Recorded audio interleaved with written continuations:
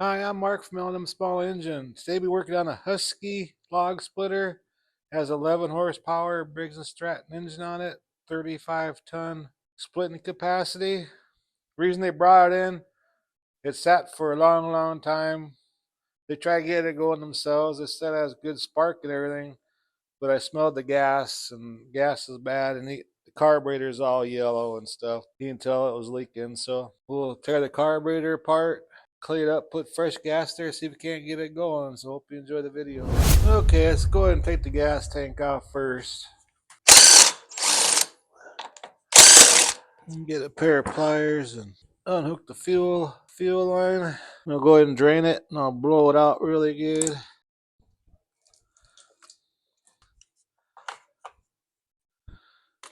Definitely needs a new air filter and stuff.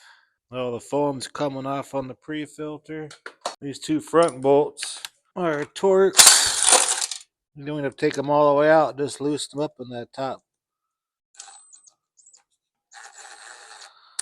And the back ones are 3/8.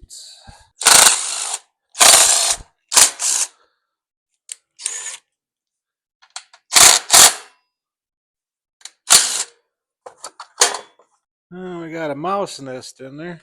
We get that all nice and cleaned up. And we can go ahead and pop the carburetor off. It looks like 2.7/16.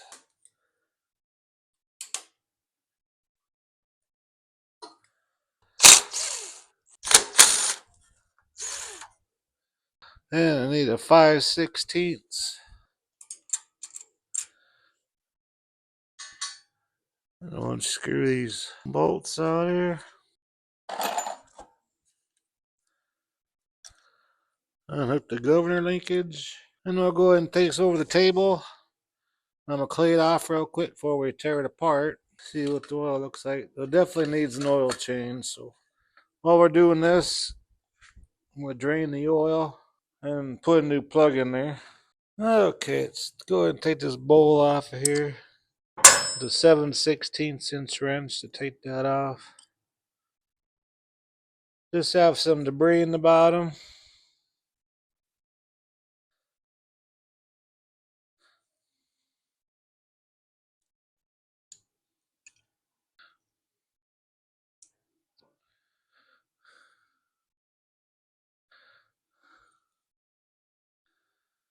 We're going to go ahead and boil this thing out.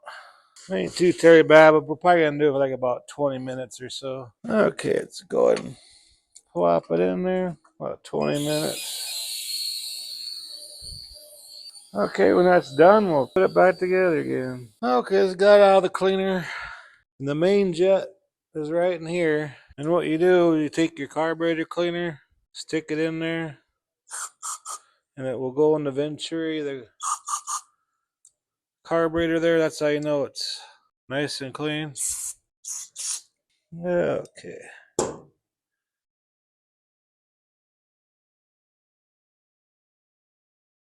going to put a new needle in it. The rubber tip on this one's kind of hard.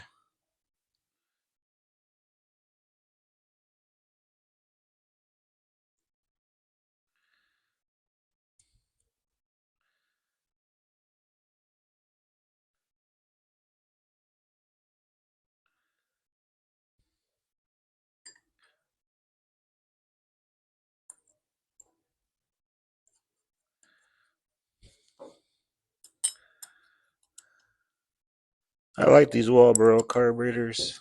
Simple to work on and they do a good job. Okay, let's go back over to the log splitter and put this back on. And I'm sucking out the oil too. It's almost done. But we'll go ahead and put this on. This little spring goes in that little hole on the side there. Just like that. Make sure your gasket's in good shape.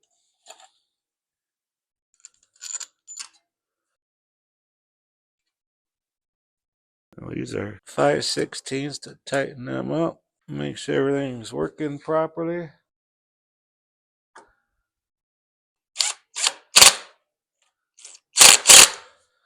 Put the vent tube back on.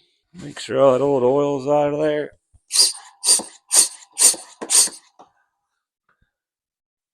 I'll grab some new oil. Briggs and Stratton usually recommends a 30 weight oil, but on the log splitter, probably over half the time you're probably splitting wood in the winter, so we're gonna put 1030 in there. But if you use them in the summertime, probably should put that SAE 30 weight in there. It wasn't a chain spark plug, but it has a brand new plug in it, so they said it had good spark, so they must have put a new plug in there already. I'm gonna put about a quart here, then check it.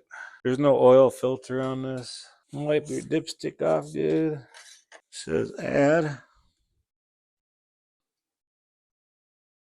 It's right on full. Always do that before you try to start. You never want to start up with no oil in there. When I'm working on them, when I'm doing some of the oil, I keeping the dipstick out. That will remind me, stop, put oil in it. So, all right. Now, I'm going to get the air gun and blow these fins out real good. There's some debris in here. Blow it out real good because this fan, as it's turning and you have your cover on there, it blows that air through all these fins. That's what keeps these motors cool. And when you have debris and stuff in there, it's harder for it to keep cool. That's the other reason I like taking the tops off of these. See all that dust and debris coming out of it? I'll run nice and cool now. And that's on any motor, not just log splitter motors or anything of that nature. Any air cooled motor, you got to keep them fins nice and clean.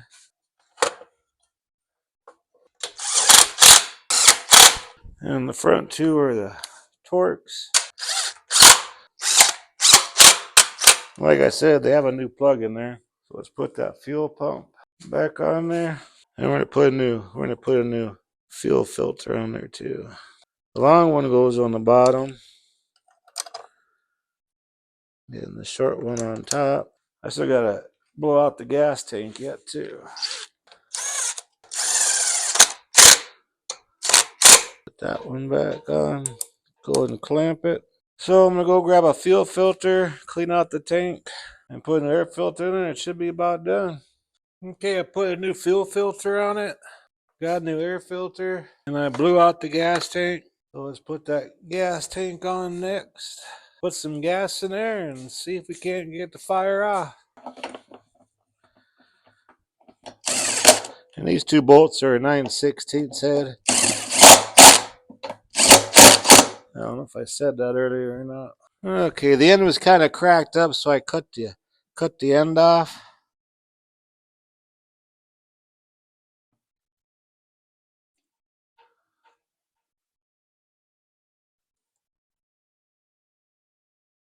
Choke put on. Put some nice fresh premium fuel in there. It's gonna take a few pulls for the fuel pump to kick in and push the gas up to the fuel pump to the carburetor. So it's not gonna start in the first pull. When we see gas start going through here to the fuel pump, it won't take long after that. So let me put this back here. One thing about wintertime, it gets dark so early. Okay. The gas started coming up already.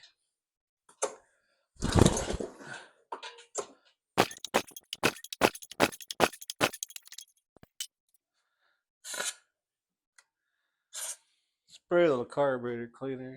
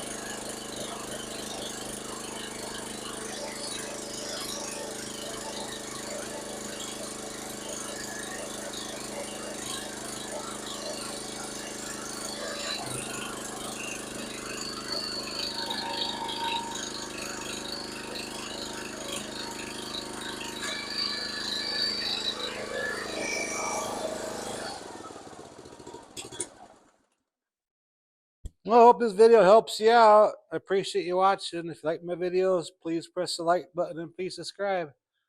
Anyway, you guys have a good afternoon.